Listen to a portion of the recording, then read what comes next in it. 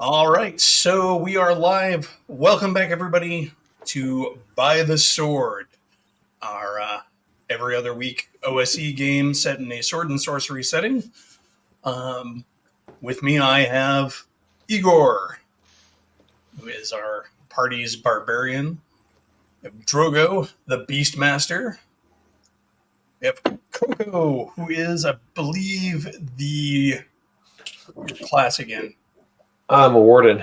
Warden, that's right. You're the not ranger. Yeah. And then we have Localdo, the mage, and we have Ace here, the thief. All right. So when we last left off, the party had made it to the Isle of the Eye. They had been scouting the beach, encountered some local fauna in the form of a giant crab, found some tracks showing that there were wild boar on the island, and had encountered a castaway in the form of a woman, uh, rather disheveled and sun kissed, being attacked by a swarm of crabs who they rescued her from. And that is where we faded out. Now, if you recall, you guys had been set to task sort of semi involuntarily when Kaza had informed you in the middle of the ocean that his employment of you was only really a pretext um, for seeing if you were worthy of the task of helping him recover this treasure from the Eye of Khemet, that he had been hired himself to collect for a wealthy merchant back in Lancia. All right, so fading back in, you were there. You had saved this lady. She was there on the beach before you. Let's take it from there.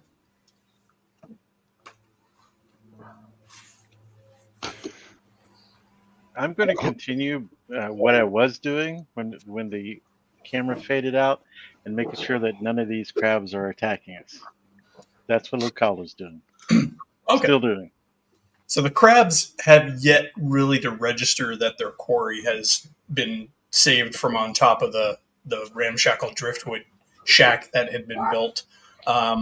They are pouring inside and kind of over the top, kind of enveloping the shack because her scent is still there, so they're still after her.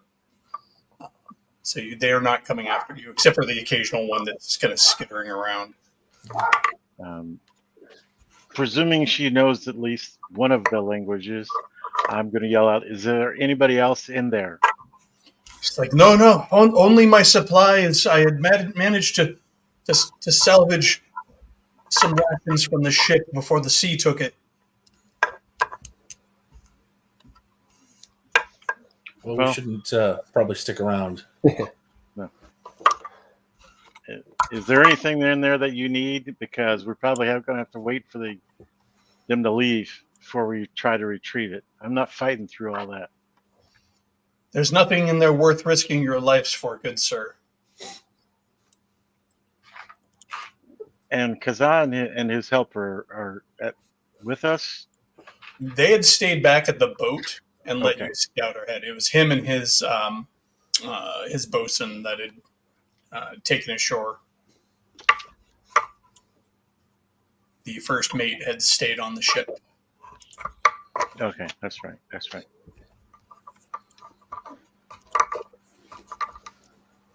Is she in obvious pain? Can she walk? I mean, is she standing?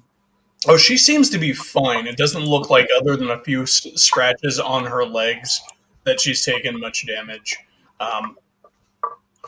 She's clearly been under the elements for a while. Despite the shelter, she is still showing a lot of exposure to the sun and the like. Come with us if you want to live. She looks around. She's like, I seem to have not much of a choice, but you seem also like good people to be with. These crabs are the least of our worries on this island. Besides the large crab and the boar, is there anything else we need to know of it? And as he says that, he'll give her a water skin. Yes. There's much more to worry about on this island. The jungle is full of deadly asps and vipers, and there's something huge on the island, or on the mountain at the center of the island. It it took those who brought me here. They took me ashore for company, I guess. But when they ventured forth into the jungle and beyond, they never returned. I could only hear its bellows. Could be a big beast over there. Good thing we've got a big beast here. Aye. Whatever it was, it hurled great stones and uprooted trees. I look at my spear. I think about it for a second. That sounds pretty big.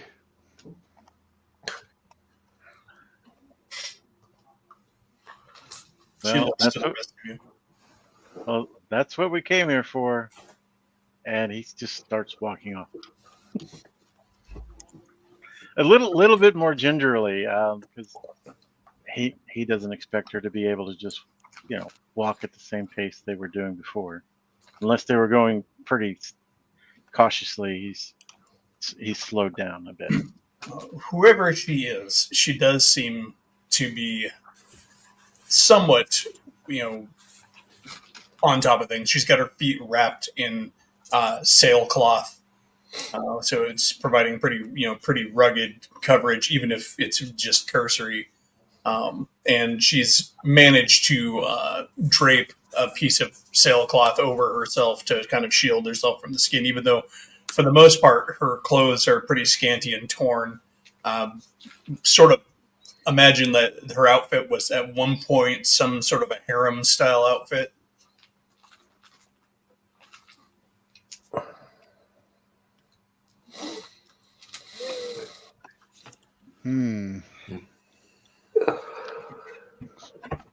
People she was with probably have some coin, huh?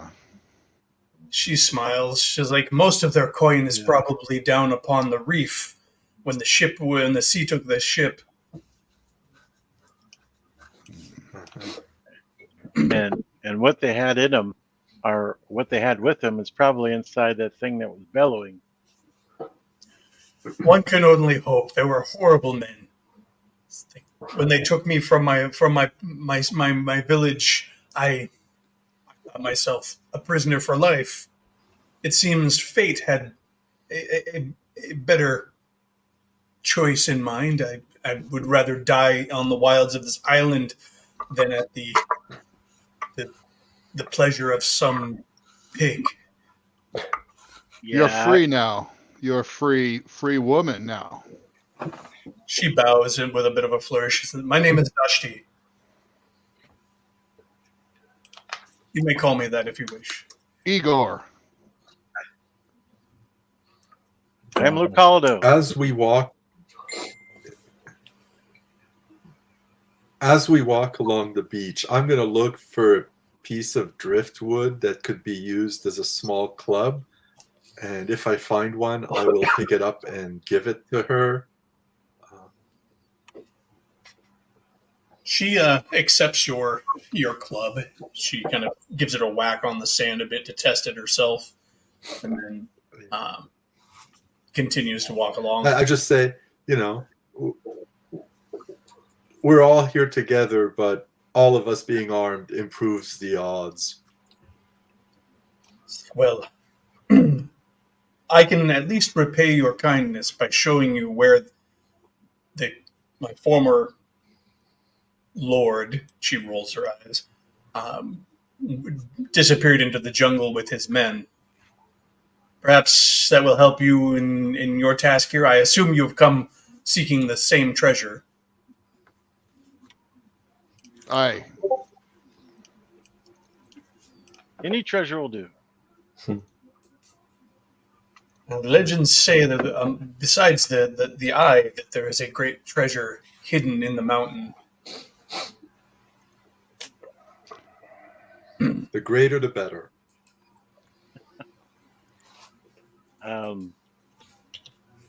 as I was in the lead there for a bit, and she kind of like is redirecting us.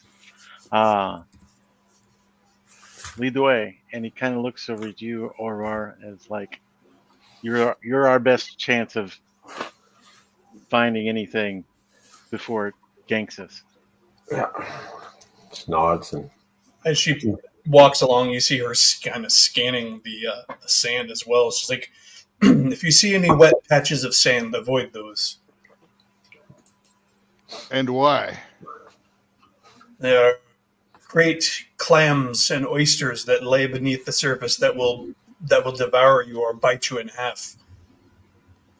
That's a very good reason. Why don't you go check it out, Lucaldo? It might be a little fish. Even little fish can be a pain.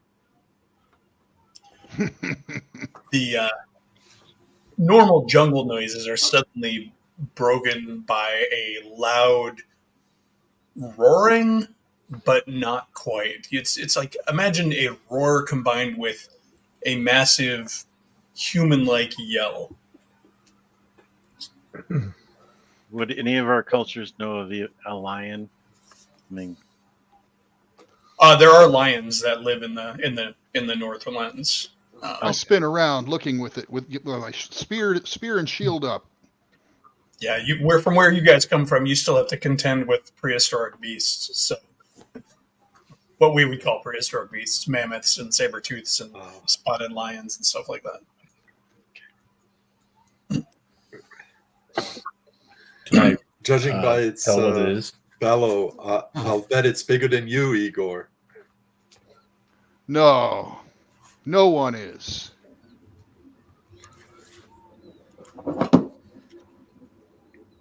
you're seeing Drogo? Can I tell what it is? Go ahead and make for me an intelligence check. Roll a d20 under. But I'll give you a +2 because of your animalness. So that would be technically -2. It's old school.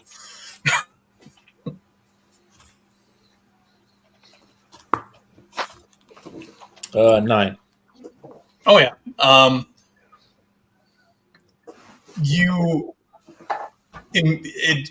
it's not identical, it sounds like perhaps some form of great ape. Sounds like an ape of some kind. Similar to the white apes of the north that you've encountered. But yeah, different. I wonder what ape meat tastes like.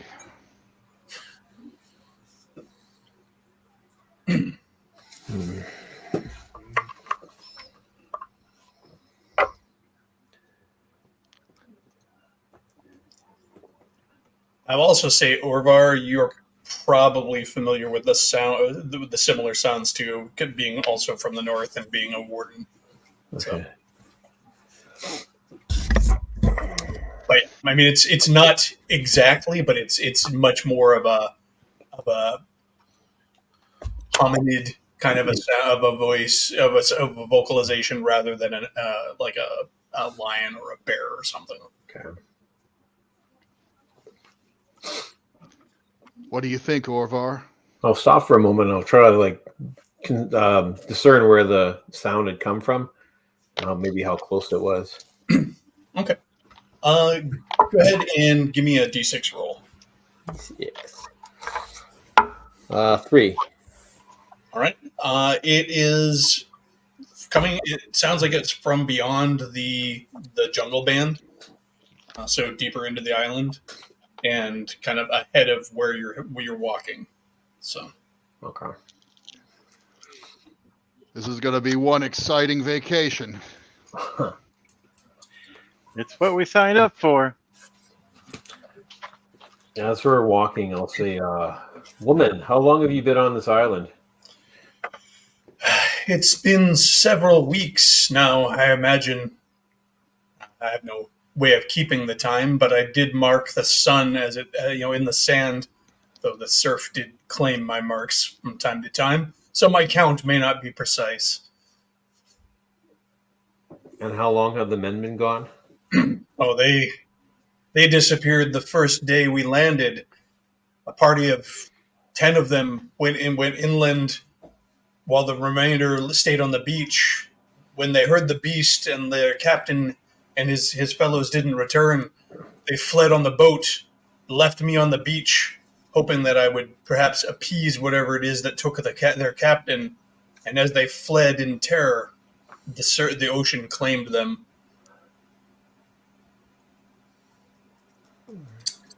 My guess is they didn't navigate the reef well in their haste. Fitting in for slavers. Yes, indeed. You've proven yourself quite the survivalist to stay out here this long. It was not easy to claim the ration, the foodstuffs from the sea. A few dives out amongst the reef and a few close calls, and I was able to support myself. The jungle also provides, as long as you don't go too deep into it. Like we are now. She kind of pauses you all with a hand motion. She says, "There, that path there is the path that they took," and you can see there's a pretty clear game trail.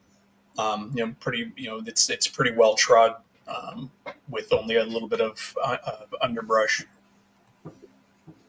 You can see it's been trampled within the last couple of weeks. Those of you with an eye for tracking, or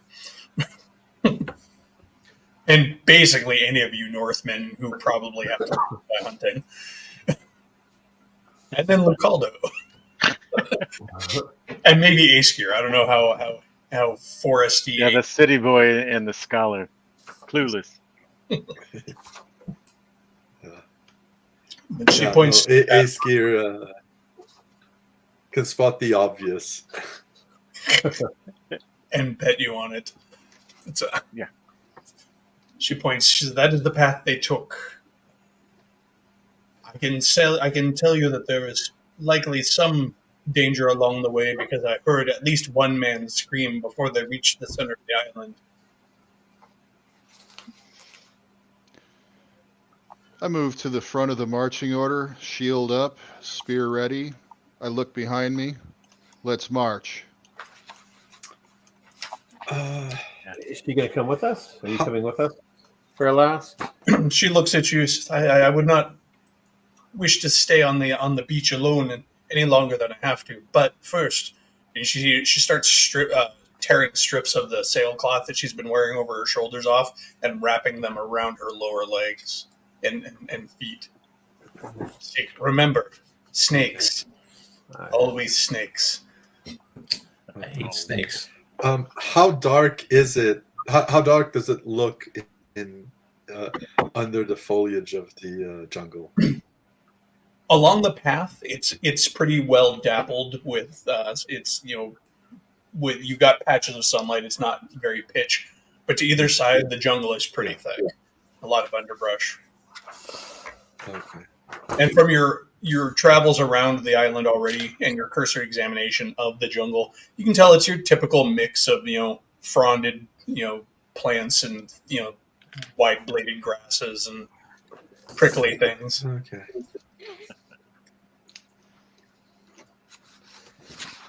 So Aeskir will actually light a torch, and while we're walking, he's not going to hold it up the way you usually hold it up to light your way. He's going to hold it down near the ground so that, first of all, to illuminate the area, under the low growths next to the path, but also because he believes fire will detract any snakes or other small dangerous creatures. All right. Good idea, Aeskir. Yeah. I wouldn't have thought of that myself.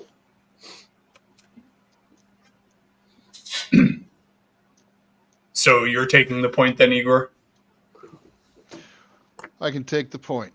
That was what I thought. That's kind of what you were saying. So before. So what is the marching order? So you were at point. I'd like Orvar close to me. He's a tracker. All right. I'll walk with you here. How wide is the game trail? Is it 2 abreast, 3 abreast, 10? You could probably fit 2 abreast easily enough, and still have room to swing. All right. We could go 2 by 2. I'll bring up the rear. All right, Okay. That's good. and ace gear somewhere in the middle. Yeah, with Lucaldo. Squeegee's in the middle. If we're gonna be side by side, I'm gonna take my. I have 2 torches. I'll take my other torch, light it, and tell Lucaldo to hold it down. And I shall. All right, and so you kind of leave the bright sun and blinding sand of the beach, step into on the path. The leaf litter crackles beneath your feet. Combination of sun dried and rain damp, depending on where you step. Occasionally, you do meet a sharp rock or so, kind of telegraphing the volcanic nature of the island.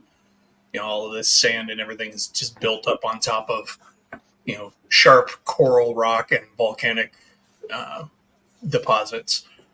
But it's pretty well worn, so you're not really having to worry about your footing as you make it through. Things jump through and slither on either side of you. You can hear things occasionally, like rustling through the underbrush. A shadow will flit overhead as a monkey jumps from tree to tree. But ever-present buzz of insects around you. As I'm walking through, I pick up a hand-sized piece of obsidian. I'm assuming volcanic glass. If there's any scraps around, It's easy enough to find decent-sized scraps. Yep. just as I'm walking through, if I spot one. Yep. Easy enough. And it by the look of the trail, it looks like it's going to take probably a good couple of hours to clear through the jungle, based on your travel. It's kind of windy. It's not like super windy, but it's also not straight. So occasionally you're reaching a point where you're kind of a bit of a blind due to the thickness of the jungle. But you can usually see ahead of you maybe about 30, 40, 50 feet. Trying to see past any of the intervening jungle is kind of a lost cause, other than the movement of shadow. Every so many feet, we ought to just stop, stand still, and listen. See if we can hear anything, and then continue.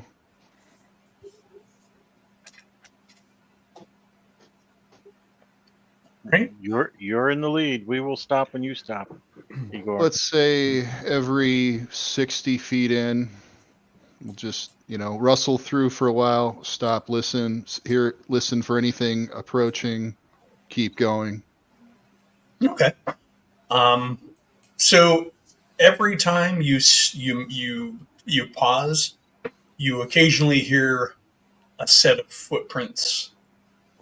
footsteps a couple of times, and then they also stop off to your left. Orvar, we might be being followed. Over to the left. I hear something. Okay.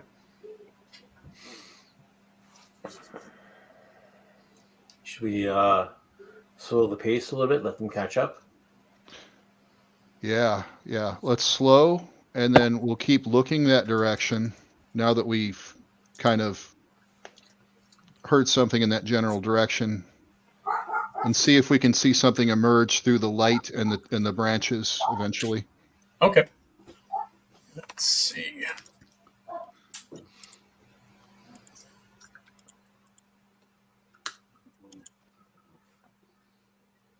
Stopped here. All right. So go ahead real quick. and if you will, roll me a d6. Orvar and Drogo.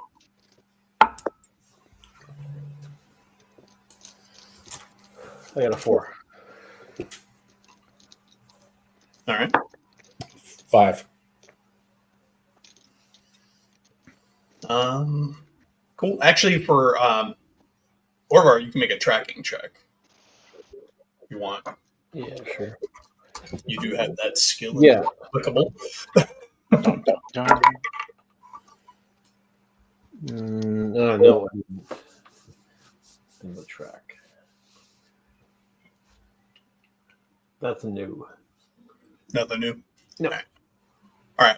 So you do manage to see what look like the shadows of several small figures, kind of mirroring your course through the jungle. You know, kind of fleeting between the light dappling down through the foliage. They look like people. It's hard to tell. They don't seem to be. They seem to be upright, or at least semi-upright. They're not linear like a longer animal would be. You know, if you watch like a big cat or something moving, the same shadow is gonna move for a while. But with these shadows, they literally kind of disappear as they move through the shadows. Shall we say hi to our follower now? I might have time. I'll say castaway. What do you know of these followers? Have you seen other things like this? Or while your time on the beach? Not many creatures come to the beach other than the boars, you know, looking for shellfish. Occasionally the monkeys will come down to grab the fruits, but the sea creatures are what mostly come up onto the beach. Okay. Perhaps we're being followed by monkeys, Mm. or perhaps some of the crew is still alive and in the jungle. I'm betting it's a wild boar. Maybe we should stab it before it stabs us. Anywhere along the path before or after us, is there like a better clearing where we could actually fight? No clearings really along the line. You haven't really hit any clearings. It's a very windy path. Like I said, it's more of a game trail. Mm-hmm. So there's no better or worse area that within our view. Okay. Not that you can really see at this point. I'll lean into Igor and I'll say, maybe I'll run ahead, and then I'll hide in the woods, and I'll let you pass, and I'll see what happens. If I maybe catch whoever's following us from behind, and then I'll come out behind them, and maybe I can follow All right. them. I'll continue on my normal pace forward as instructed. Yeah, I'll just sprint ahead a little bit. And I figure I'll find a nice spot, and I'll try to melt into the woods on the other side of the trail. Okay. And then as our group passes, and I'll wait for you to hear if our friends or followers pass me, then I'll come out and follow behind at a pace. I'll good. be stepping forward and take his place next to Igor. Okay.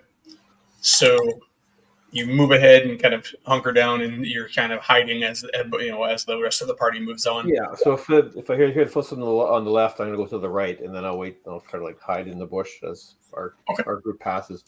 And I'll hopefully I don't get ambushed myself, but. No. All right. So as you're hunkered down and the party continues on, sort of pretending like you don't exist, you do see, as they move by and you're kind of watching the forest, you clearly see several humanoid shapes moving along behind them on the opposite side of the trail, obviously, because you're on the right. So, right.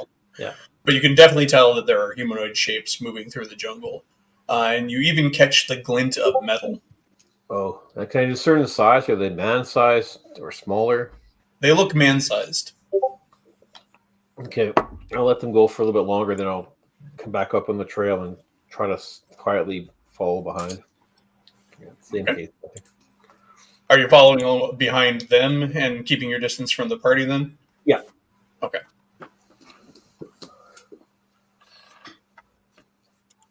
Alrighty. So,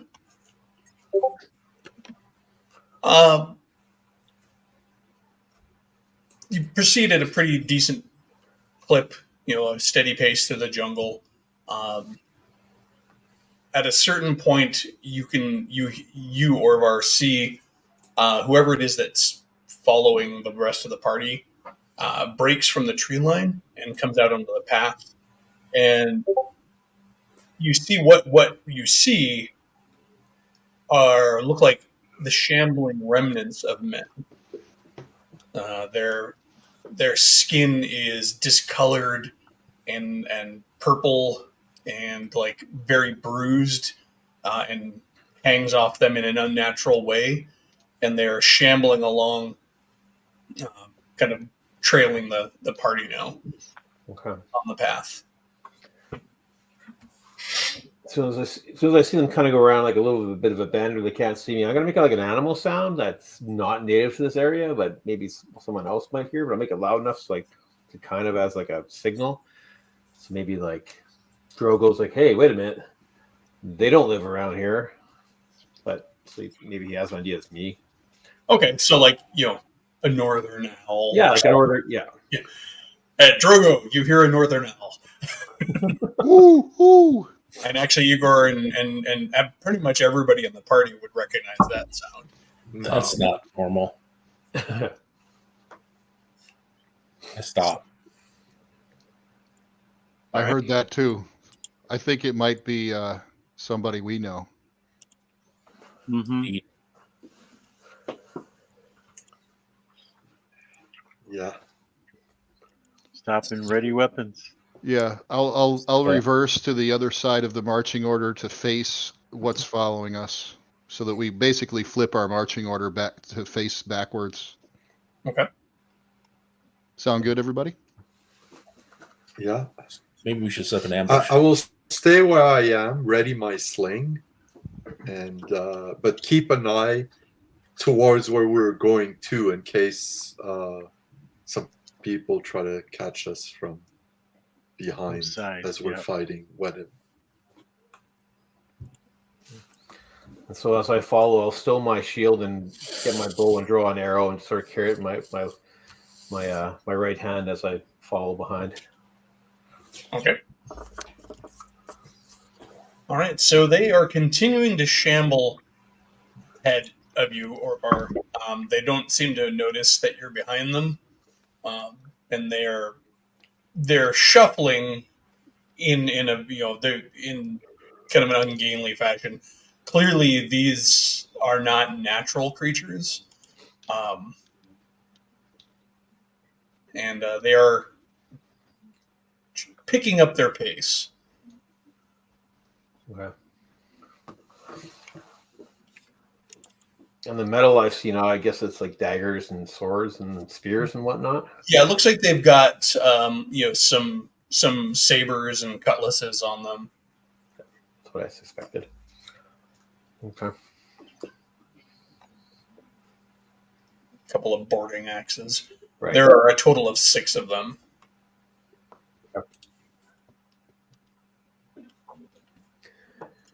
All right, so back at the rest of the party,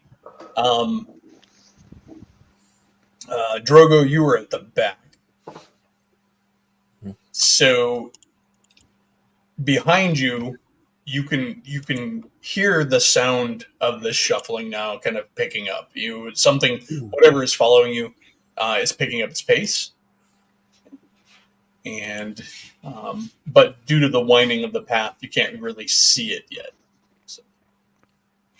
I'm going to get in, kind of hide in the jungle. I'm going to hide in the undergrowth as well as the barbarian skills says. Okay. Cool. So the fighters go, and Lucaldo's up there with the castaway going. While I'm doing that, I'm motioning to the people behind me to like get to the side of the path a little bit. Yeah. Find cover. I'm Without actually Okay. saying it. Yeah. Okay. okay. So you all kind of hunker Ace, down in the bushes. Ace Gear will sort of guide Lucaldo and the castaway. Make sure they're fairly inconspicuous, using his Yeah. knowledge of hiding.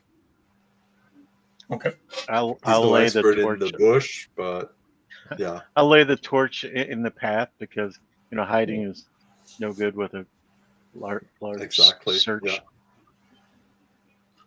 So do you leave it burning, or you just kind of throw it down to the ground? No, I try to stick it in the ground so it doesn't go out.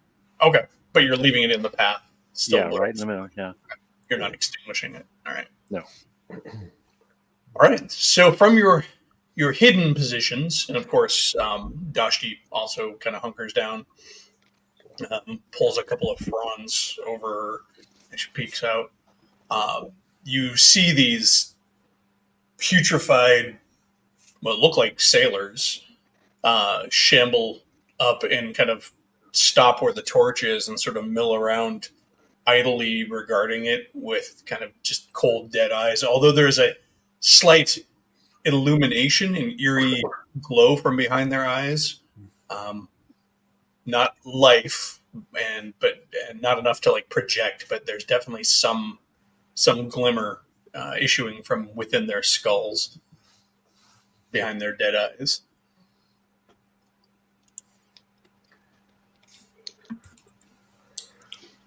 Surprise them. Yeah. Have I caught up to the group yet, or? You have. Okay. All right. So My hand axe. our first chance, however, since we started playing, to engage the fear check.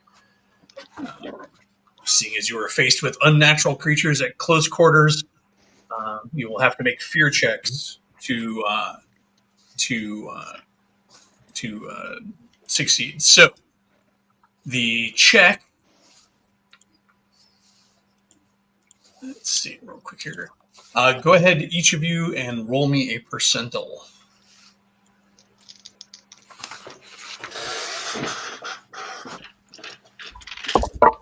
$26.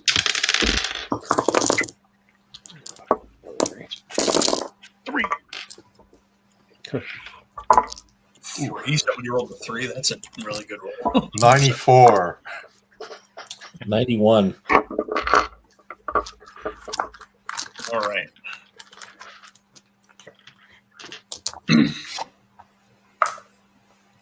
So, do I have everybody's numbers? If I count, it's 26, but I'm farther back. But. All right. So 26. 2 26s.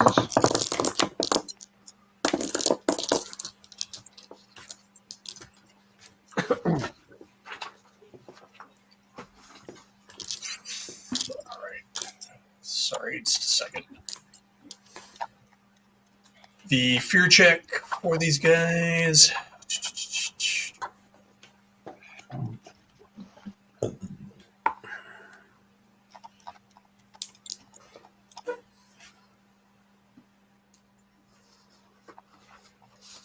Sorry, I'm stumbling here on this rule. Figures. My computer is being weird. Pardon me for a moment.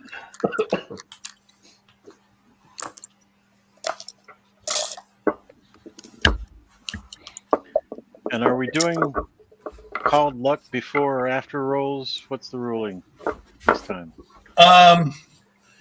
For the sake of balance for the rules, we're going to go ahead and do it before.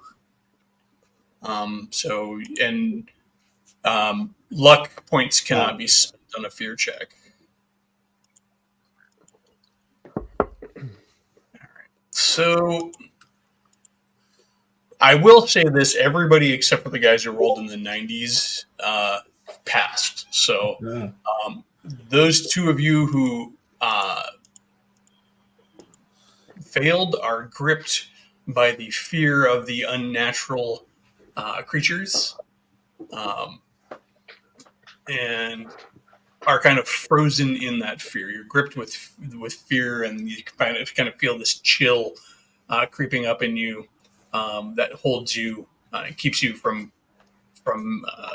taking any kind of an action right away. So, those of you who are still going to ambush, feel free. Ah! I want to use a luck roll or a luck point and automatically hit an opponent with an arrow. Okay, sure. All right. 6 damage. 6 damage. 6 damage. All right. Your arrow pierces one of them and drops it immediately. I try to stab it in the back. Soft squelch as it does. Stab it. Stab it. So I can recover that arrow. All right, and so you were doing what? I run up and stab it in the back when it's unawares with my spear. Ah! Okay. But I rolled a 9. You stumble a bit as you come out of the brush, and you swing. You stab a little wide of the creature, the dead, and miss slightly. But you were close. Got a piece of skin that didn't matter to anything anymore. Exactly. You kind of nicked it, and it's sort of there. All You right. won't need that anymore. Me being next to the afraid thief, I can tell that he's affected. Yes or no? Yes, you can. You can see that. You can see that he seems to just. There's a look of terror on his face. Alrighty. And can I use a luck point on a remove fear roll? Yes, you can. Okay. Does that automatic, or is it add, or what does it do? So with the luck points, so the fear check, it's for you. It's a percentile roll, right? Yeah, 20%, which 20%. may or may not happen. All right. So we're gonna go ahead and say it's going to be a 10%. Excuse me, luck points. You're gonna get basically an automatic, yeah. Okay. And is it the area or one person, or how does It's one person. Okay, so he's the one I know about. I'm doing it on him. All right. If it's magical in nature, I'm using the Idri language. I'm basically muttering gibberish. Even though I know it's gibberish, anybody that knows the language will be like, what the hell is he saying? So you're using the rally. Yeah. Okay. Yeah. Cool. So you are. So Askir, I believe you were the one who failed. He was using it on, right? Yeah. Okay. I failed better than anyone with a 96. So. The words, the magic. I would help Drogo, but I don't know. He hid too well. And what was your roll again, Shane? Oh, That's right. fear? Point automatically. Yeah, automatic. So Askir, the fear drops from you. You can feel it kind of eased from you as Lacaldo's words filter into your head. He's basically right in your face, muttering gibberish, and it breaks you out. Yeah. Askir, like when he saw these, he sort of froze, and he just everything froze, including his thought process. And now the next thing he knows, Lucaldo is right in front of his face, holding him and muttering gibberish, and he's sort of slowly snapping out of it. I'm going to assume that I was out of commission for that first round, so there won't be an attack. And only next round will Askir do something other than recover from this fear. I'll let you act on the bottom initiative, actually. Okay. So, like at the end of the turn, because he's spending his part of his turn. It'd be like if he was casting a spell on you. He's not casting a spell, obviously, but he's using a magic ability, so we'll count it as a spell, which means It's as close as he's going to get to a spell. Yeah. For now, you don't know. He's first level. Yeah, I mean. All right, so that was Licaldo. So, Orvar, Igor, you've acted. Drogo, you are still gripped with fear. And that fear will persist until you can make a check, or the source of the fear is removed.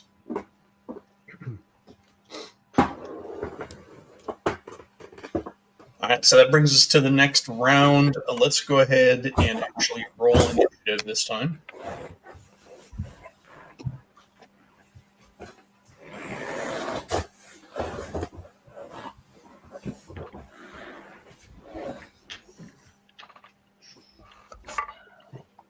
Well, before we roll it, so I'm going to be acting at the end of this turn.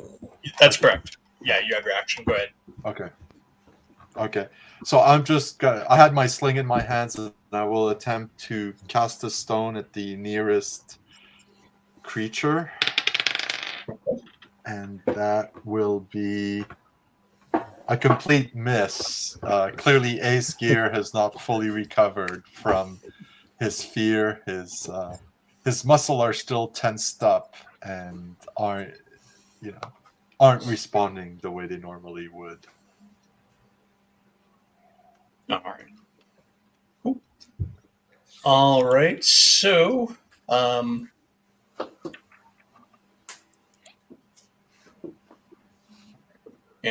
did you roll your to hit? That was a 5. So I 5. missed. Yeah. Sorry if I seem a little distracted. Things are not working right on my end.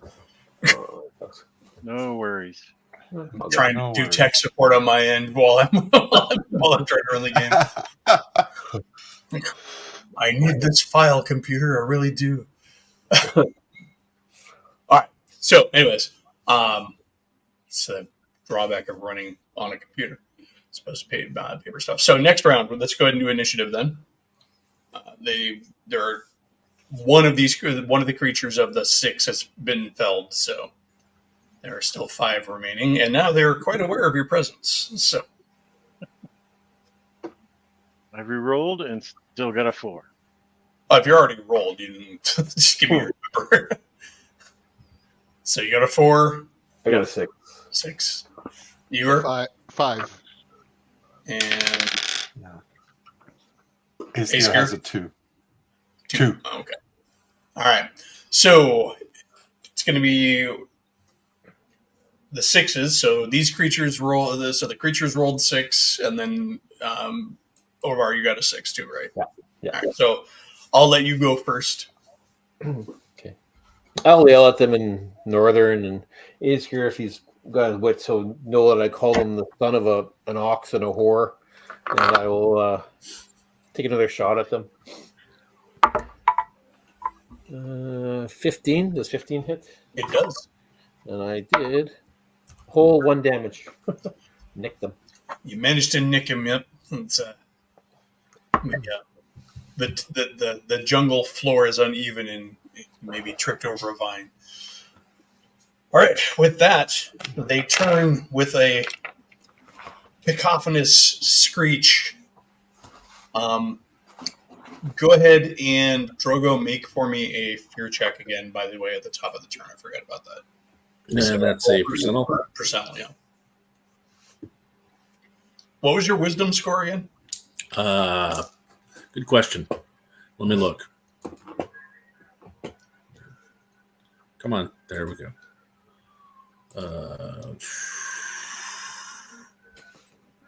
15. 15. Okay. All right. 95.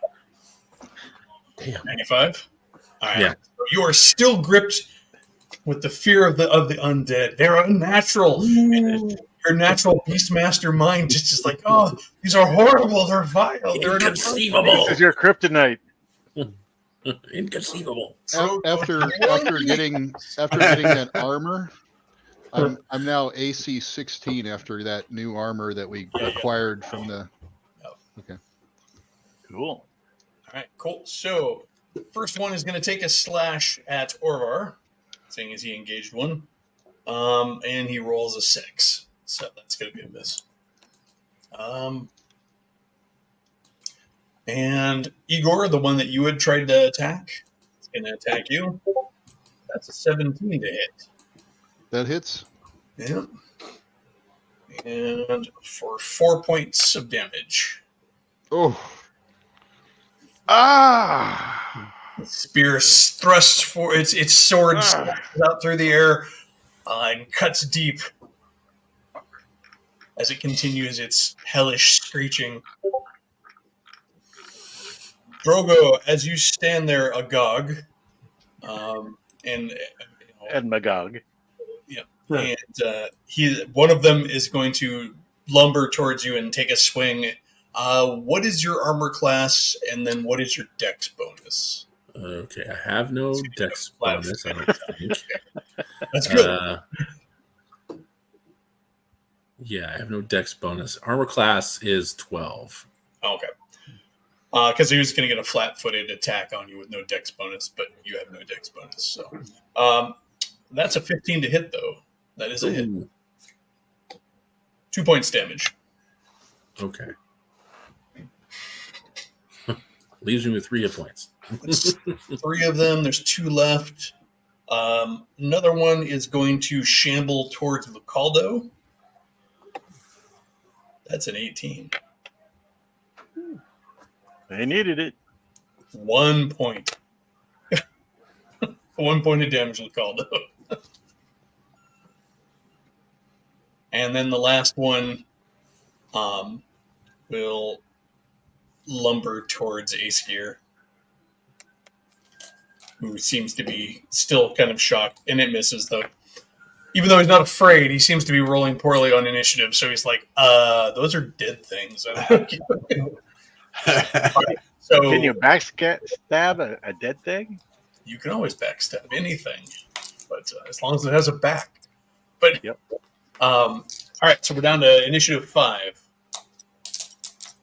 Somebody rolled a 5, I believe. Go ahead, Igor. All right. This time I want to use a luck point to hit one. For the hit. Okay. Just roll your damage then. 3 damage. 3 damage. All right.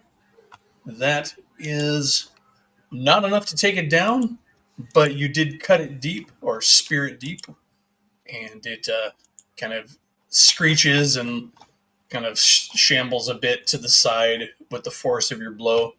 Also, another thing to remember for luck checks, or for luck points, in addition to you automatically hitting the opponent, you can also use them to make an extra attack. So that's also an option. You can. I'd like to make a second attack. Okay, cool. Luck point. Yep. Does a 17 hit it? It does. 6 points of damage. You managed to drive your spear through it, breaking what remains of its spine, and the top half of it just sort of slumps off the bottom, and it shambles to the jungle floor. Nice. Keep fighting! Keep fighting! So initiative 4. With my short sword, I'm going to attack the one that attacked me. Yes. Can you use any luck points or anything before you roll? No, I already rolled anyways. 14. That does hit. Yay! And short sword does 1/6. 2 points. You cut it, but not enough to take it down. It's pretty heavily injured. I mean, you did cut it pretty deep, but it's still going. All right, so initiative 3. 2. That would be Aesgear, who will try to swing with his sword. Rolling a 1. That is a miss. Good thing we're not using That is- fumbles. yes. I was gonna Yeah. say, I'm right there. I don't believe it would be fair to use fumbles in a BX environment. BX is already punishing enough. Yeah. All right, and so that would then take us to the bottom of the round, taking us back to the top. We're not going to re-roll the initiatives. We'll just keep the same initiative. Actually, let's go ahead and re-roll. Yeah, let's do it normally. Of course, I think they're rolling incredibly well for them. I'm sorry. They're the quick dead, evidently. Yeah, they caught up with us for one thing. Number of enemies left? There are 3 left. What does Drogo have to rolled a roll 2. What does Drogo have to roll?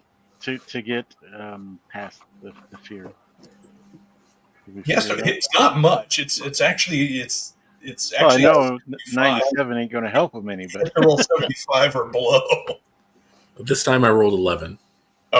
You Sweet. snap out of it this time. Yeah, we do that at the top of the round. So you definitely you've seen them fall by mundane blades, and so Aha! I have you just where I want you.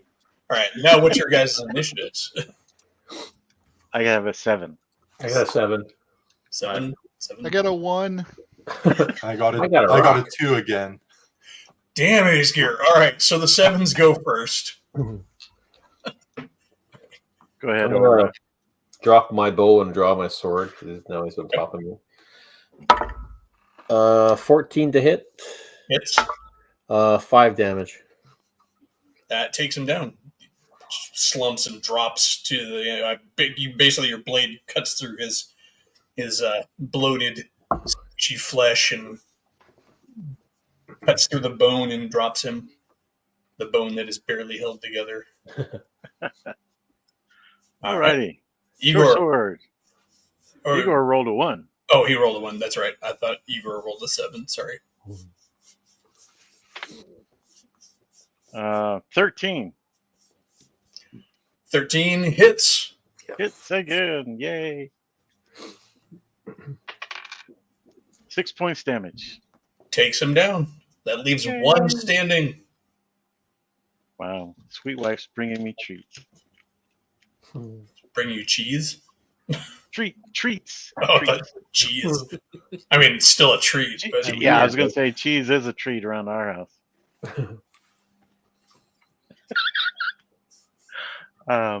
Yeah. And so that was where the initiative 7s are down to the 6. The last one standing is going to swing at Ace Gear. Getting a 5. And missing. We're well matched. Right. So that then takes us, we're at initiative 6.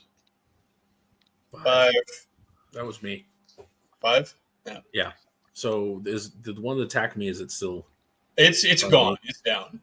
So Well, then I So will there turn we the go. last remaining one. is by Ace Gear now. I will spend a luck point and throw my hand axe at it. All right. So you thunk, you hit it. Damage. That is 6 points of damage.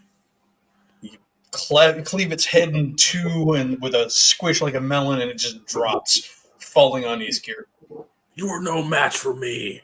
It kind of falls into Ace Gear, who's Clearly Hey, go. freaking out at this dead undead falling all over him. as the ichor splashes out on you, and Yeah. it kind of shambles and flops on top of you, dead weight now. Yeah. Yeah, I and try. I try to push it away from me as Yeah. fast as I can, relatively ineffectually. That is So- disgusting. The danger now past. Dashti comes out of hiding and looks to you. It's like, these are some of the men from the ship. I recognize their sashes and their blades. These men rose from the dead. I knew there were horrible beasts on this island, but I did not think that there was wicked magic as well. foul magics. Foul indeed, says Aesgear as he's grabbing some ferns and trying to wipe some of the gut that's all over him. The pus and the liquid and Yeah. Congealed bits. I'm going to look through their pockets if they have any left. They do seem to have various accoutrements hanging from them, so I want to look at the weapons that they have and see if I can grab one of them. yeah, I mean, easily enough. There's, each of them is carrying some form of a hand weapon. There's a couple of sabers and some boarding axes, all kind of D6 level weapons. And you do find a few coin purses on them, Drogo, as you're kind of trying to rifle through them. Mm-hmm. Find a total of about 30 silver. Nice. I put the axe on my back and I try to control the bleeding on my arm somewhat. If you were so Wrapping inclined, my- there also seems to be a not insignificant amount of wealth hanging from their bodies in the form of jewelry and their ears and noses and stuff, I shall take what I can. and around their necks. I take my fish knife and I cut off the ones on their noses and ears and throw the nose and ears to the side and keep the jewelry. Okay. Yeah, So you're able to collect probably a good, 10, 15 pieces of gold jewelry. yeah, I don't mind. The dead don't spend. I'm gonna see if I can maybe recover any arrows, possibly the one I stuck in somebody. Yeah, the ones that hit them, you can definitely you can recover those. Okay. The ones that flew off into the jungle on a miss, unless you want to go poking around and risk a potential snake bite. No, Probably that's best okay. let's go. It's okay. I'll suggest Dashti grab a weapon versus her club. You see I her give her already, saber. already hefting one of the axes. She looks at the saber you offer. She's like, "I am no swordsman, but I can swing an axe." Saber, anyone? Don't use them. It's an elegant weapon. I put it in my back. In your back. Ooh. Not literally in my back. I don't know. Igor's kind of dumb. What happened? Aesgear refuses to touch anything having to do with these awful, Considering awful you guys from the north are like creatures. Frogger. Aesgear, they're weapons. We can use them. You used them. I have my sword. Yeah. I'll look at Localdo, and I'll just say I've never been accused of being elegant before, so I will not touch those weapons. I don't blame you. I have the weapons I need right now, so Yeah. I applaud you for salvaging the jewelry and the coins. Did the torch go out in our little fracas? It's laying on the ground, still smoldering. It was knocked over, but it didn't go out. I assure Localdo we'll divvy up this loot once we get back to the boat. I have no doubt of that. You do not strike me as a thief. You, on the other hand, makes no bones about it. So, as honest as a person can be, I trust him as well. I'll mark my. Localdo, I'm hurt right now, but I'm not too hurt to give you a noogie.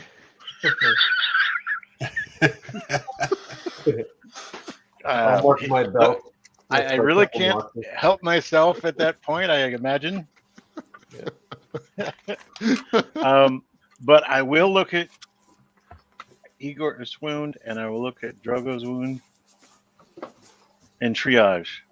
I mean, who has less than half their hit points? Either of you? I mean, I have Okay. less than half. yeah, I Okay. don't. Okay, so you have Well, one we hit still- point left, A good stiff or breeze back, will I should take say. down. I'll, do the Mr. Miyagi palm, and you feel warmth into your shoulder there. Wow, you made me feel better. What did you do? It wasn't a noogie. And he gets out of reach. I just laugh. Oh, just a little pain. They'll be fine. All right. Then lead the way, Igor. All right, let's go, Orvar, and All right. we head forward. All right. Yeah. So winding your way through the jungle, you eventually reach the end of the path. The jungle clears, and you find yourself on the bank of a river, across which you can see the foot of the mountain. It's very odd because it's like, relatively flat island, and then there's just this spire out of the center of it. This rocky volcanic spire. The river, as you look, seems to be a lot of steam rising off of it, even in this tropical heat. I'll reach forward and I'll put my hand by the river to see like if it's actually steam coming off of it. See how it is radiating a lot of heat. The water seems to be very hot, and as you lean over and kind of put your hands on it, you can see the water is very clear. It's there. I'm sure you've seen those like heavy mineral rich pools that are like crystal clear. You can see at the bottom there are like lots of animal bones and stuff on the bottom of it.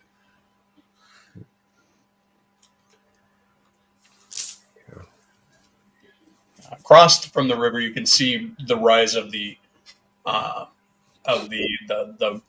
mountain, and you can see various vents, steam vents, and stuff on it. And you can see a number of small cave entrances and stuff in the side of it as well. I'm looking for a bridge or any tree big enough that where the heavy duty guys can chop it down and over the river, or is it like really really big river? No, it's the river itself is only about maybe 30, 40 feet across at the widest point. River is probably a pretty strong word for it. It's more of a large stream, and it's pretty slow moving. So, but yeah, I mean, there are definitely trees tall enough. You've got lots of palms and stuff like that could, that are sticking up out of the jungle canopy.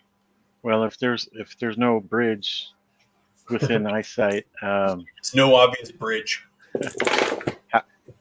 Shall we use those axes, gentlemen?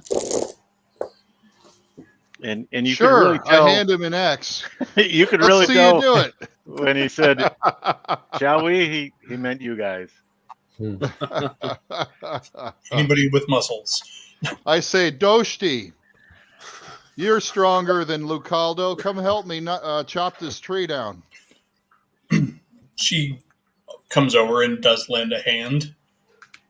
How many trees do you think you will need? Well, I think one would get us across. She raises a brow. If you wish to try and balance your way across that scalding expanse. All right, we'll do two. We go and hit another one and chop it down. Right, so you spend a little bit of time chopping down the trees. Manage to fell two that are long enough to cross the river there.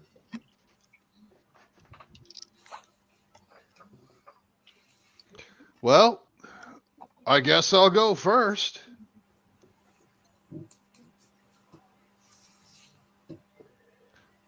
So we're going to move the logs together and then straddle my legs over both and pull my way over carefully not trying to like tip over left or right and fall in. All right. So taking your time and being careful, you're able to make your way over the water. But you are constantly reminded of how nasty your fate would be if you fell in by the heat rising off of it. It's well above bath water in temperature. Does it have like a scent to it? There is sort of a sulfurous odor to it. Oh, okay. So signs of volcanic activity and Yeah. whatnot. Yeah, and there's the steam vents and stuff coming off the rock face of the mountain in front of you as well. But yeah, you slowly but surely scoot your way across, and you find yourself on a very narrow stretch of rocky beach at the foot of the volcano. At the best you can tell, the whole island must be kind of part of the top of this volcano, which is probably poking up from underwater. But you have several caves. Kind of as you look down the side of the mountain, there are a total of 5 different openings. I'll go next. I'll hold the logs steady from the opposite side so they don't shift too much. Okay. I'll just try to walk across. All right. What is your dexterity? 11. Okay. Let me double check real quick. As I say, if you're of average 11. dexterity with a span of 2 logs, you should be able to go across without any problem. I mean, I'm not the most dexterous man in the world, and I can cross single log spans when I go hiking. And I'm like a big chunky dude, so Big old chunky dude. I'm pushing 300 pounds, man. I'm not a small person. But Built like a tank. of water. Oh, we didn't have to specify. No. But no, you guys make it across. I mean, slowly but surely, if you guys are each taking your time and you're able to cross, no problem. So as you reach the other side, you can see that 4 of the cave entrances are at beach level. The one to the far left seems to be higher up in the mountain and is at the top of a set of stairs cut into the natural stone. The staircase is about 10 feet wide. I suggest the stairs, gentlemen.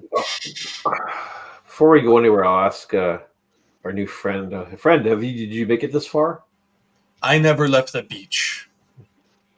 Oh, so it's just the men that went. You stayed on the beach. Yes, and they never came back. Aye. Okay. Okay. Well, any- technically they did come back, but in a different form, right? Yeah. It was only some of them, so the rest of them either may have been devoured or may still roam the jungle. Potentially, how many could be left if they were not consumed? It was about a dozen men that went into the jungle. You killed 6, All right. and then the captain. Aye. Okay. Are there any trails or tracks or anything that maybe potentially giving us an idea if something has gone through this way recently?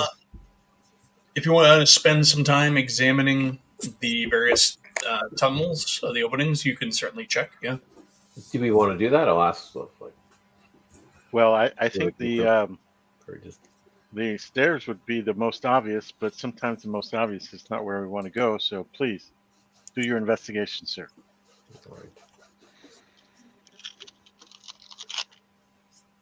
all right. So I'll rope in Igor and Drogo. Maybe we'll hunt around a little bit and see what we can figure out. Orvar, do you think that maybe you could examine for tracks going in or out of these openings as we approach, and maybe the types of tracks? Yeah, we all kind of could do that. Is there woodsiness? I don't know. My chances are kind of low, but let's see what I got here. I've got identify tracks, if that'll help. Yeah, I got I mean, I can identify tracks as well if there's anything there, potentially. I rolled good enough.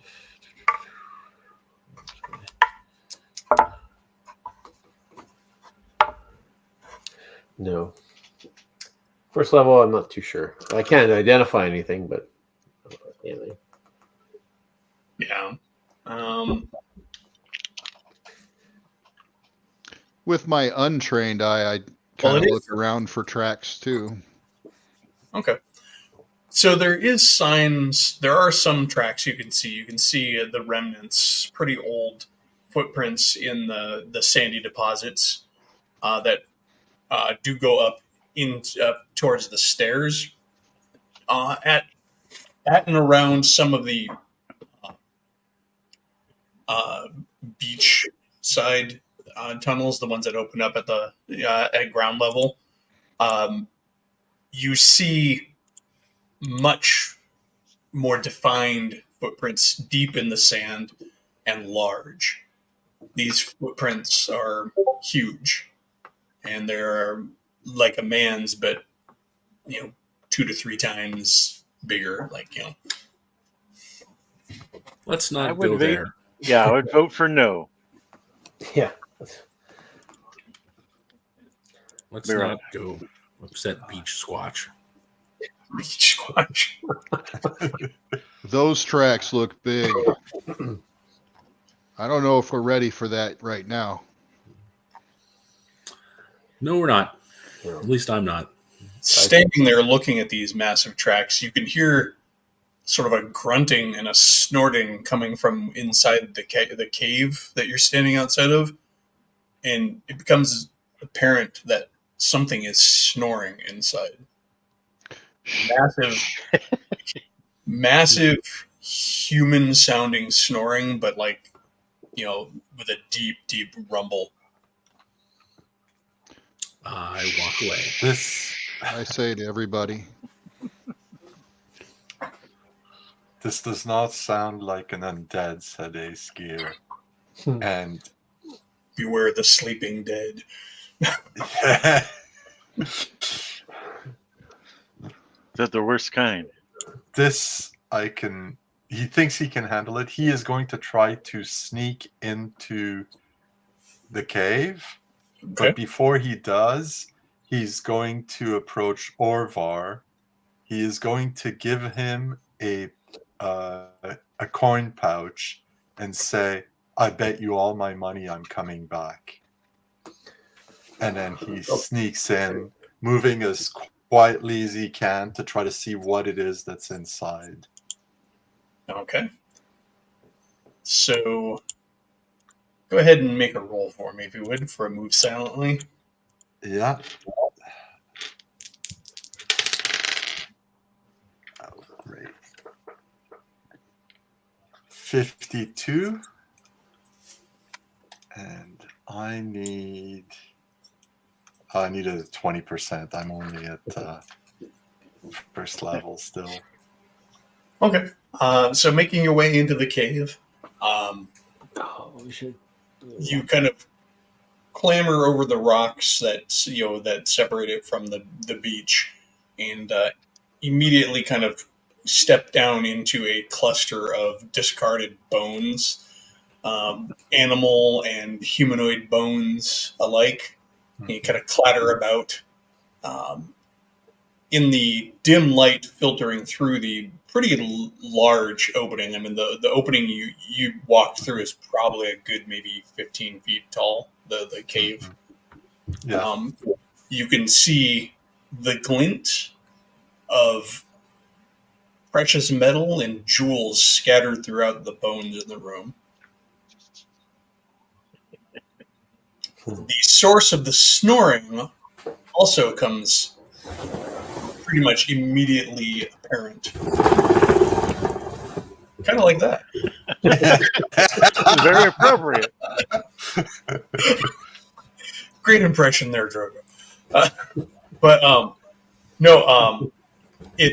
You see laying there a massive humanoid beast, naked skin, tanned by the sun, gangly but muscular, probably a good maybe 15, 16 feet tall from head to toe, as you can measure him out.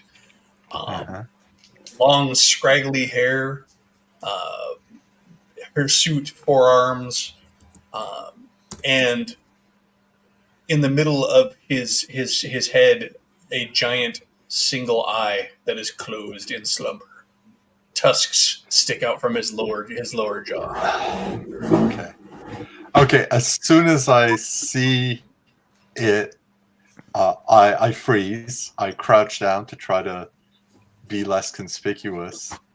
Are any of the jewels within reach that I can just grab them from the floor with my hands without having to make a step, move my feet? You will have to go further into the room to get into any of them. None Okay, of in them that case. close.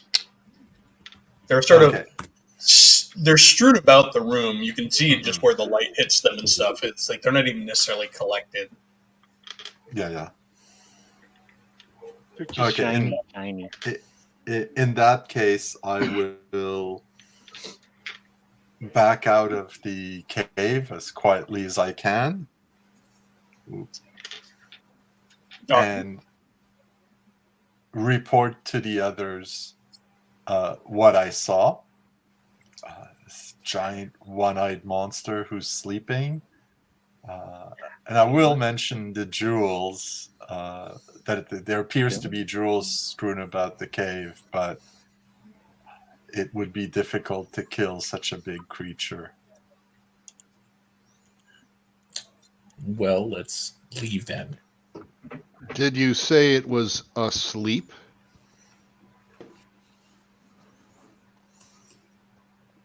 Currently, yes.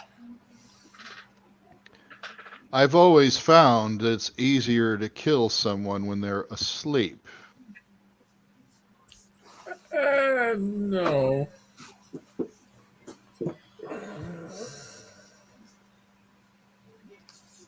Probably because they don't know you're coming.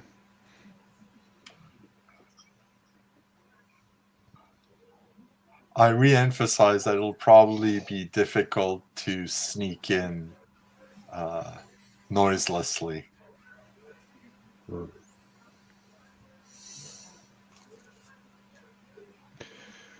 Askir, if you were able to sneak up as you did, could you also cut a red smile under his chin while he's there? I was far from the creature. I was merely at the entrance, far enough to see it when I stopped. The ground is strewn with bones and pebbles and other things. Every step risks waking him up. I understand. I sure wouldn't have gone in there myself, not in that situation. I'm used to taking people on face to face, but in this case, I would make an exception. The problem with trying to attack, as enticing as that is, with the small amount of information that we have, there's no telling if he has friends in there. If all we want is the jewels in his cave, we could wait for it to wake up. It leaves the cave. Once it's gone, we quickly run in, we grab as much as we can in a few minutes, and then we run out again and hide again from it. I would rather do that than attack it. Fair enough. But waiting out here doesn't seem very safe either. Well, we have to hide. That's for sure. Well, Above- I mean, have we forgotten what our mission is?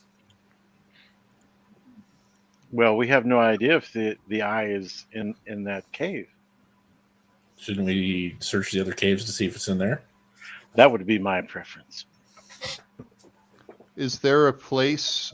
Is there a flat area or an otherwise area that we could possibly sit or stand on above the cave entrance to the creature? It doesn't look like there's any noticeable ledges above the cave that would give you any kind of a perch. Because I was thinking if we have people above, we can drop something or stab him from the top. But then again, if you say he's that tall, he can probably just reach up and grab us. But you said it only had one eye. Possibly we can Yeah. blind it somehow. Ah, Ace Gear. Mhm. If you could somehow get that eye incapacitated, he doesn't have another one. Yeah.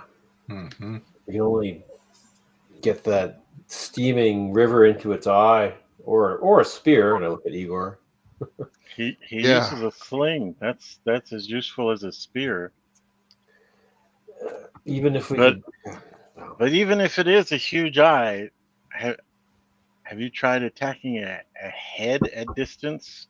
It's practically the same thing, isn't it? 8 gear? Or is it even smaller than a head? I'd say it's smaller than a head. Yeah, it would be Not smaller by than a much. head, but it would, slightly smaller than a head for sure. That would be a shot for the ages, Yeah. definitely.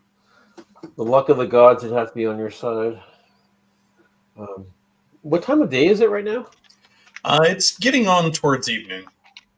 I wonder Yeah. about this thing's sleep patterns. When I look at the sky, I wonder when it decides to. Is it napping or is it sleeping? One is, is it nocturnal? I don't know. Well, we could certainly try one of these other 4 caves that are around. Yeah, wouldn't mind observing what this thing does. Like the other caves are smaller, right? The entrances are smaller or the same size. The ones at the ground level are all roughly about the same size. The one at the top of the stairs was much smaller in sort of a more of a human entrance kind of a space. I'd sooner go into that one because if it did come after us, it'd have a harder time coming in. If it stuck its face in there, look at Igor. You knew what to do. Oh, yeah. The eye. So, but I don't want to be caught out. That sounds like a good plan. I don't want to be caught out in the open with that thing. Especially if there's more of them in the other caves, or more of them in this one. I might. We can always walk up to a cave and peer in, possibly, but I think our best bet is to go to the man-sized cave. I agree. He won't. Yeah. He likely won't be able to fit in there since he's the height of 3 men.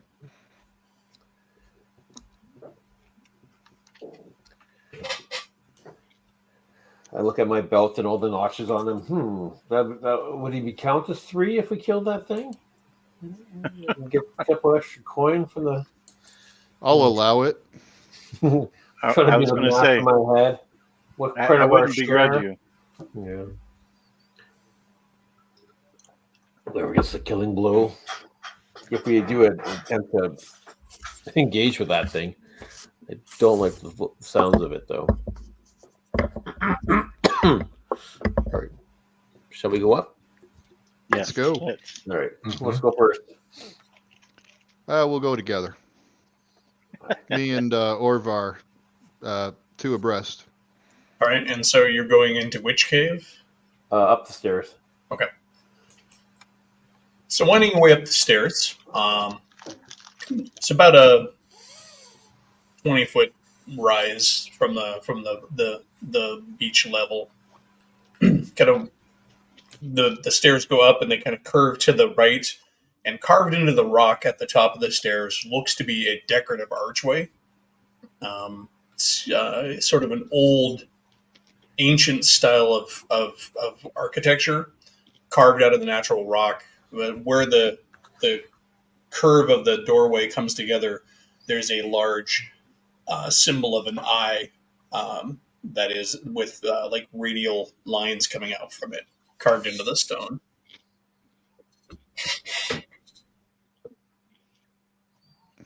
I wonder what that means.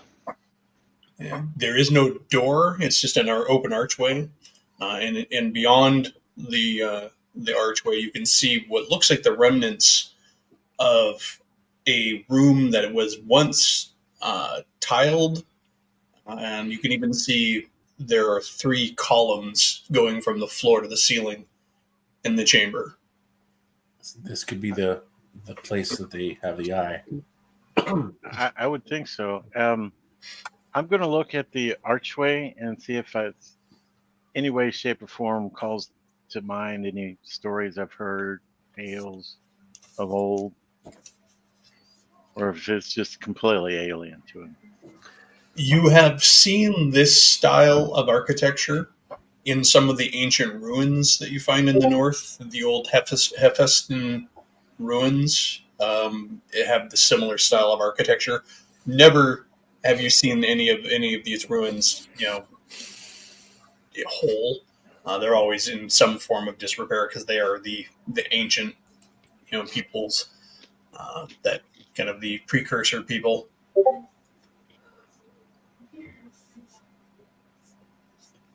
This is wonderful to see Hephaestion relics, architecture so well preserved. And he wanders in to look at the columns. All right. So wandering in, you see immediately to your left, about 10 feet from the doorway, there is a pedestal upon which sits a massive pearl.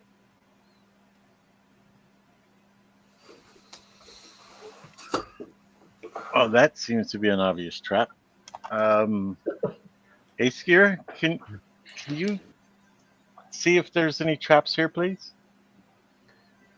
I'd probably set one off just walking in here. Aesgear, Are you guys will... sure we shouldn't just walk up and take it? That might be a good thing, but I'm going to see if there's any type of magic here. If he can check for traps, I will try to see if there's any magic going on. Aesgear is willing to take a look from the entrance, see if there's any apparent mechanism in the room. Okay. So I notice Orvar shake his head when I say that, and I pause and let Aesgear go ahead. Okay. And it's a it's a fail. It's a 56. So You're not finding anything obvious. Okay. This is going to take a little bit, gentlemen. Please make sure I don't get Killed? attacked.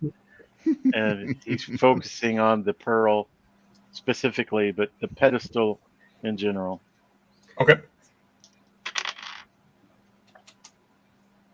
And you're trying to do the detect magic? Detect magic. So that is a 6.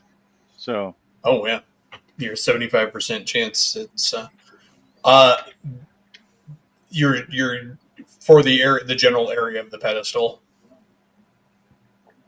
Is that what you're saying? I said I'm focused on the pearl, but then I'm also trying to kind of get a general sense of the pedestal as well, if possible. Right, well, the pearl is definitely magical. There's a strong magical radiance, powerful dwemer coming off of it.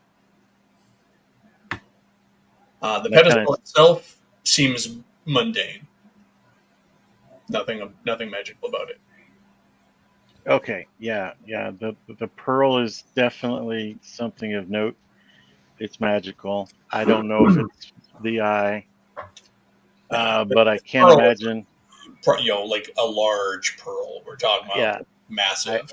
I can't imagine something else in this area being magical that would be equal or greater than this. So this has to be what everyone's after. Now, if we want to try Igor's idea and just grab it. Igor says, magical? I'm suspicious. And that's not that's not a bad place to be. Are there any bones around the pedestal? There are no bones around the pedestal.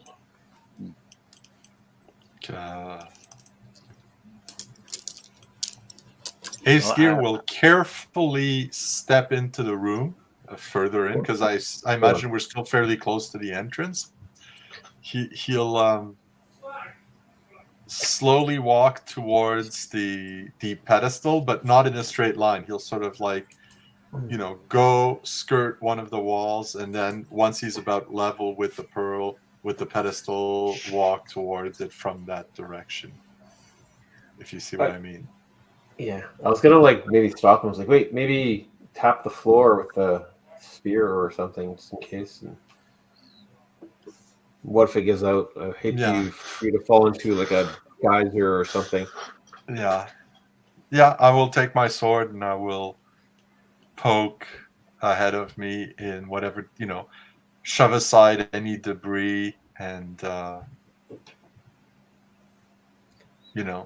push at anything that looks suspicious, prod at it with the tip of my sword. Can we see the roof with a torchlight or no? Yeah, I mean, the roof is probably a good, 20 feet or so above you. It's natural cave above you, even though the floor seems to be finished and the walls look like they were once plastered with, colored plaster and the like. It's a semi-finished cavern. There's a as you you can't see too far into the cave, of course, because you're still at the doorway. Yeah. But it's not too deep. It's about maybe a 30 foot deep cave.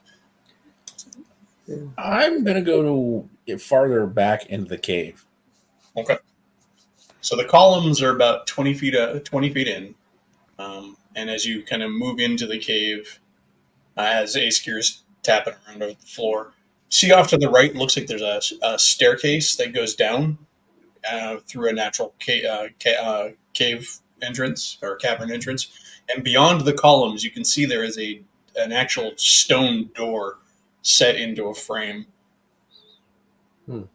There may be more to this than meets the eye.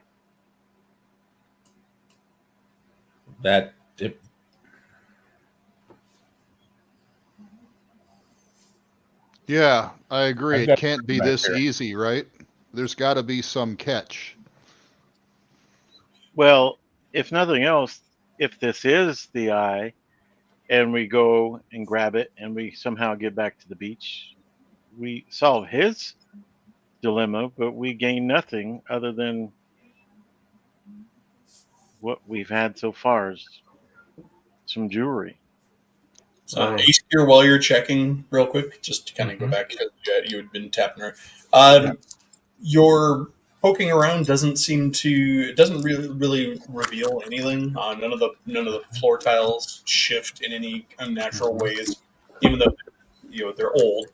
A few of them shift in expected ways for being broken and tattered with age. Yeah. Okay. I will approach the pedestal, but without touching it. I imagine it's sort of a column, and the pearl is sitting on top of it. Yes. Does the pearl appear to be affixed to it in any way? Or there's just a positive? There's a small bowl at the top of the column that the pearl is rested in. Yeah, okay. I look around for a similar sized stone in the cavern around me.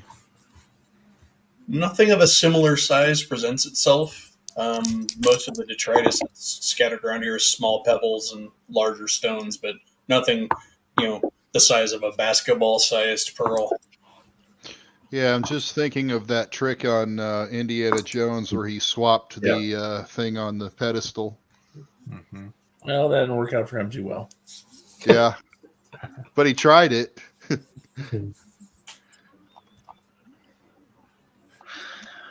The floor appears to be safe as far as everybody's, but he is going to take the example. He's got the torch in one hand and he's using his staff.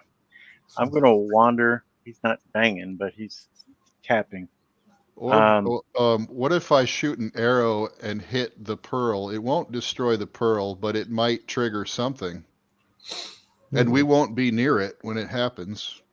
I would throw something before I would shoot it. But yeah, that's an idea. I hand Lucaldo an iron, offer him an iron spike out of my pack if he wants to toss it at the pearl. Okay.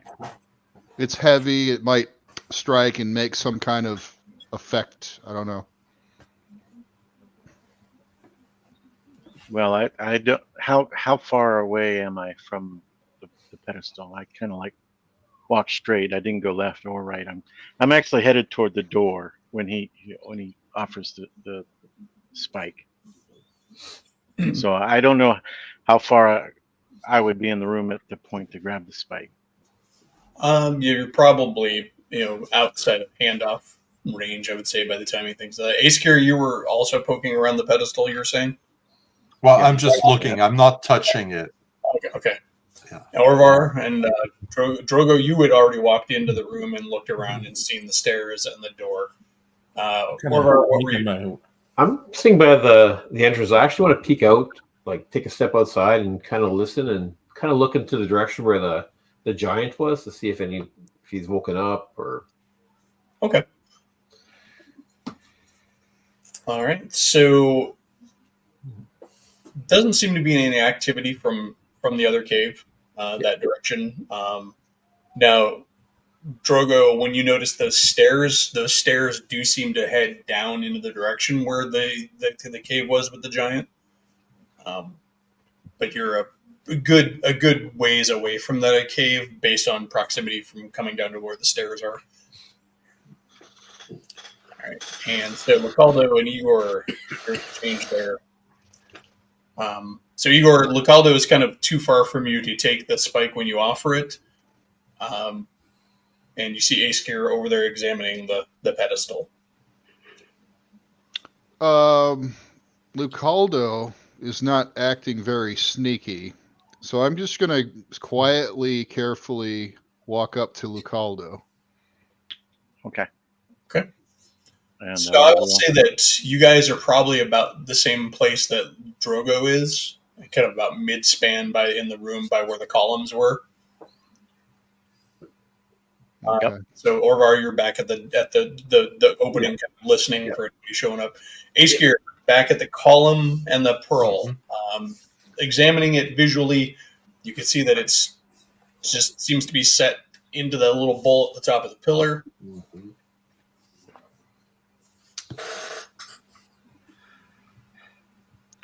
I look at everyone's backpacks. Is anyone carrying a coiled rope on their back? I have a rope, but Askir will actually put his pack down, take his bedroll, untie it from the pack, put his pack back on, and he is going to wave to the others to stand back. He's going to step back a few steps, and he's going to throw the blanket over the pearl and the pedestal. But before you do that, great idea. Hold on. I'm going to grab the spike that you gave me, Igor, and pull a small hammer out of my pack, and I'm going to go over to the door, put the spike underneath the stone door, and when he throws it over, I'm going to get ready to spike the door. That's the idea. He's trying to be very obvious what the idea is. Don't wake up the giant. Okay. He's right out there. All right. So Askir, you throw the blanket over the pearl. Yeah. Aldo, you spike the door. No, I get ready to spike the door. If something blows up, yeah. Okay. Or there's a loud noise on the other side of the door, yeah. I'm gonna go with him to spike the door. I've got spikes and hammer too. Okay. I'll basically do the same thing that he's doing. Wait and if we need to. Yeah. All right. So you managed to snag the pearl or cover the pearl with the blanket there, Ace here, Mm-hmm. and nothing seems to really change when you cover it.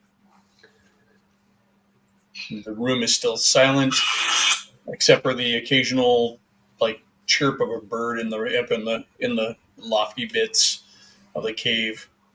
You can still hear the sort of semi-distant noise of the snoring giant. Okay. Now, does this door appear to open towards us or away from us? You cannot tell from this side. You don't see any obvious hinges. Okay.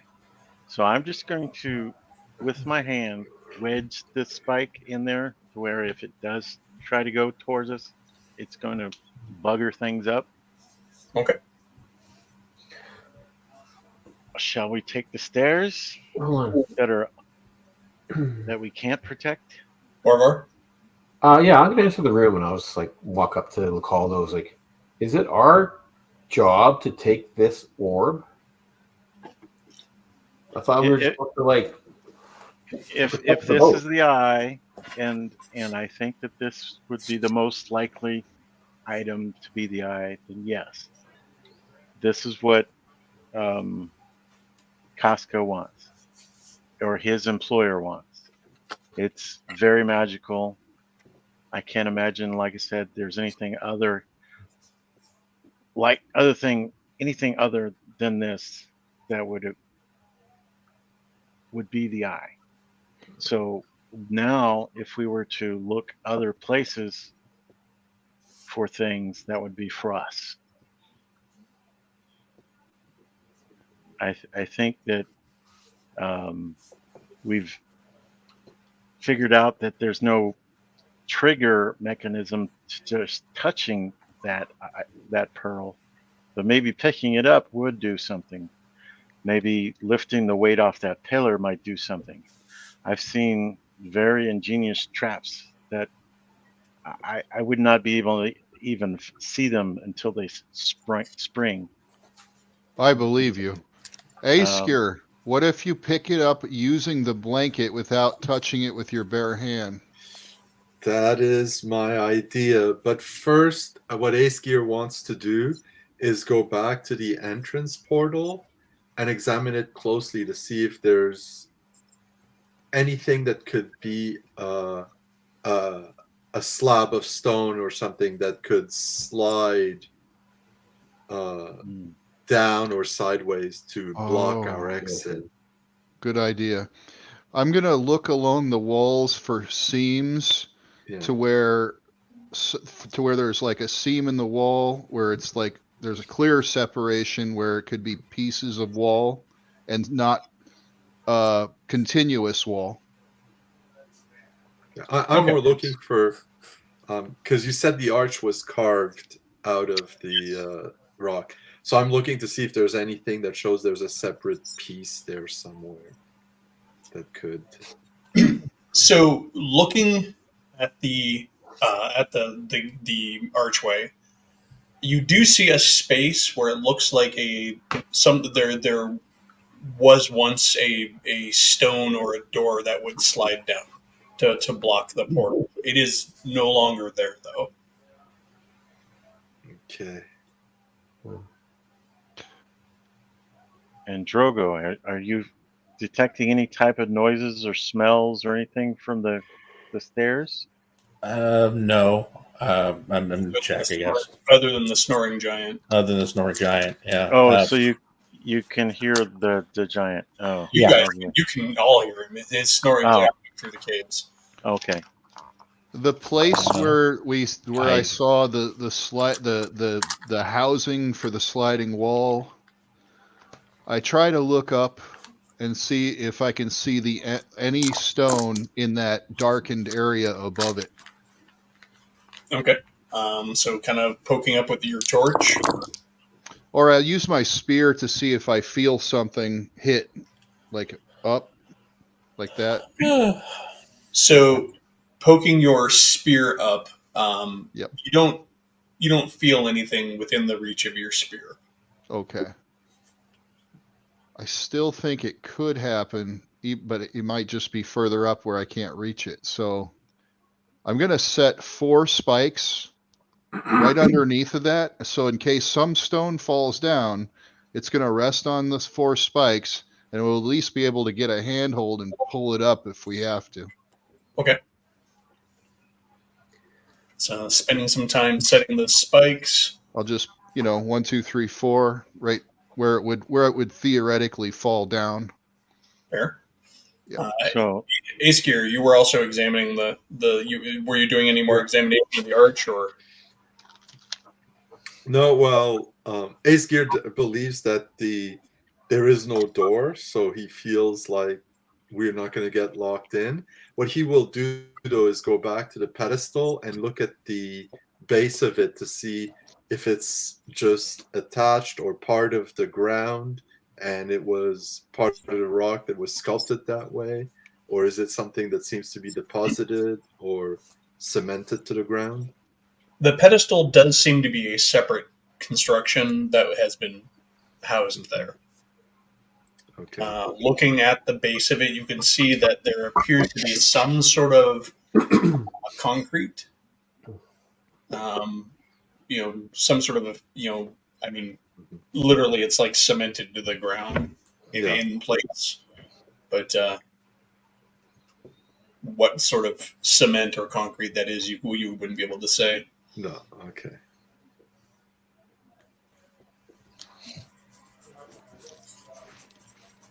Is it starting to get late now? Like if I look through the probably. It's dusk now. Your work here, poking around and searching around. So it's starting to get dark outside the cave. So are we going to stay the night in this area? Is that our plan? this seems to be the safest place. If we don't start a fire, you said it doesn't seem to be traveled much. Right. And over to the door where you put the spike and maybe put my ear like down, at the bottom. Let's see if I hear anything other than the giant snoring. All right, so the archway goes outside of the caves. Period. That's where he put the spikes down. Yeah. So the staircase that's sort of to the north of you. That's where what led towards the giant. Yeah. And But then there door was a that stone way. door, right? Yeah, there is a stone door on the far side of the chamber Yeah. to the west beyond the columns. Yeah, that's where Igor and Lucaldo put the spikes. Oh, you're talking about those spikes, not the ones that Igor set against the potential falling stone. Okay.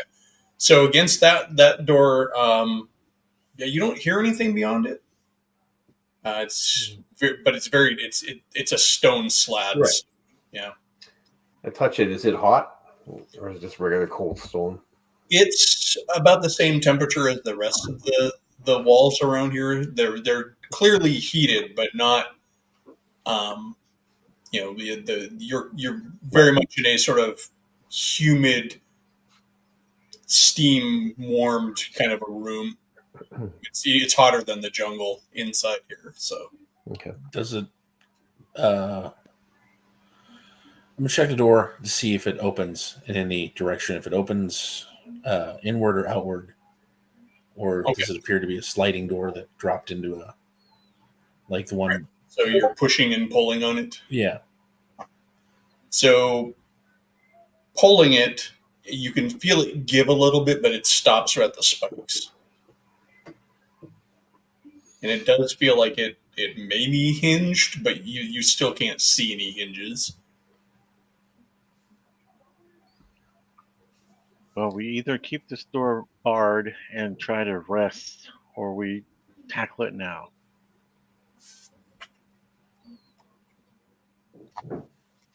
All right. I think we're at a good place to stop. We're about 5 minutes to 9.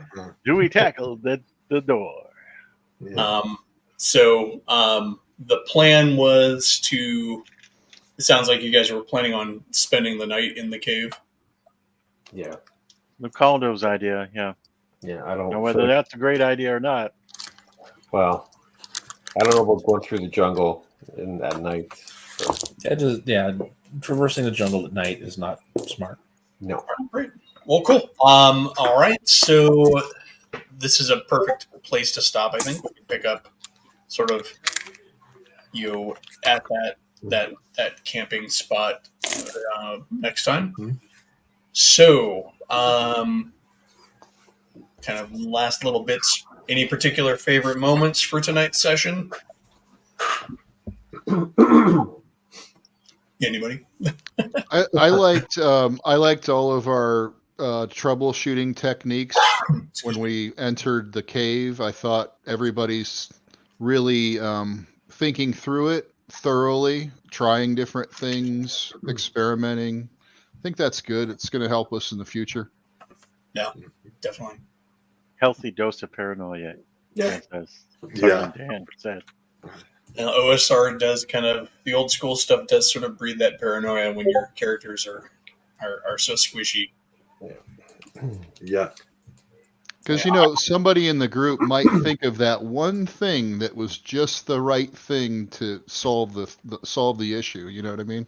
Yeah, I mean, you guys have all had great ideas for most of the session. I mean, even like Orvar hanging back and watching, to see who was trailing you. I mean, for all you knew, it could have ended up being monkeys, but that was a good strategy by Orvar, definitely. yeah. And then the trees. You spanning the river with the trees. I mean. There are worse ways that a party might try to cross a boiling river. Yeah. Yeah, if you don't want children anymore, just wade right through. I could try swimming it. My constitution is good enough. But no, it's all good. I think even when like the fear factor kicked in, I think people played it pretty well. And cool. Yeah. I like the threat of a sleeping giant looming over our heads. That's pretty fun. It's like Awesome. Yeah. Well, Lucano is going to be as far away from the door during the night as possible. In case up an the arm door that comes opens or the stairs. through. Either of them, in case an arm comes through. Center of the room. Well, he thinks he's safe with the stone door with the spikes. Yeah. It may not be right, but that's what he's thinking. Cool. Well, I want to say thank you to everybody who showed up and decided to check us out today while we're streaming. I think we made it up to like 6 or 7 folks watching. Nice. Nice. Yeah, the usual suspects in chat: Sergeant Dan. I saw Stitchler come in. That's a name I've not seen pop in before. Yeah, Cody's there. Yeah, GM Cody. Yeah. Nope, nobody died yet, Cody. Nope, Yeah. nope, not yet. You guys have come close. Yeah. I was close. I got down to 3. Yeah, it's at this low level. It's such a razor's edge when you're in even a simple fight. Especially with the low magic element too. It's not like, I mean, I guess even at first level though, a cleric doesn't have any spells, right? So, Yeah, they're just glorified fighters. you do, however, have the heroic healing. We got to remember that. So if you guys get the night's rest, you'll heal half your constitution. Yeah, that's why I was using the luck, because I'm not gonna one good hit for toast, right? So Yeah, I mean, remember those. That's why the luck is there. The luck is there to balance some of those non-magic elements, and take a look at some of the other things you can do with luck. Remember, you can climb without falling. Yeah. You catch something tossed to the character, leap a chasm, tear a door off its hinges, pick up a man-sized object. These are all without having to check and everything, that's only for a single point. For 2 points, you can knock out a person with a fist or a weapon. So you can just get an auto KO if you wanted to subdue somebody. Spring back from a trap just in time. Climb walls carrying another person. Make 2 extra attacks. You can make 2 extra attacks if you spend 2 luck points. And then, of course, there's always the perform a heroic action beyond the scope of the rules for 3 luck points. yeah, shoot a cyclops in the eye with a. I mean, I would say if you wanted to spend 3 luck points for like some sort of auto crit, that would be reasonable. Oh, you got to try that, Orvar, next time. Also, remember with your luck points, there is the auto kill. There's the death blow rule. It's basically luck point is a die roll. So for the death blow, you have to spend luck points equal to half the hit dice of the opponent. And then you have to roll normal, and if the result is 20 or more, it's an auto kill, not just a crit. So you still gamble, but you have the potential to do an automatic kill. That's to balance out some of the low magic as well. So like if you're fighting some giant critter that you don't have magic swords to help you out with, you still have your luck points. Now you don't know how many luck points you have, and so that is a finite resource, but that refreshes at the start of every adventure. So it might be enough just to blind him with that critical to his eye, and then we can go in and take him out easier, Potentially hamstring him, whatever, right? There's lots of things you can do to giants. Yeah. I mean, and this is the old school vibe, so it's not about rules, it's about creative ideas and about rulings. So if you guys come up with interesting things to do, I'll respect and honor that, and we'll figure out a way to do it. We'll come up with something creative. You could always light him on fire and it's do we have rope? Do we trip him and get him to fall into the river? I mean, there's lots of things we can crazy schemes we can come up with that might fail horribly, that would be entertaining. You never know. Oh, that's right. If he's blind, he might actually wander into the river on accident. Because he's pretty close to it, right? We have rope. We can trip him, etc. Right? So yeah, lots of stuff we can do. There are 5 of you.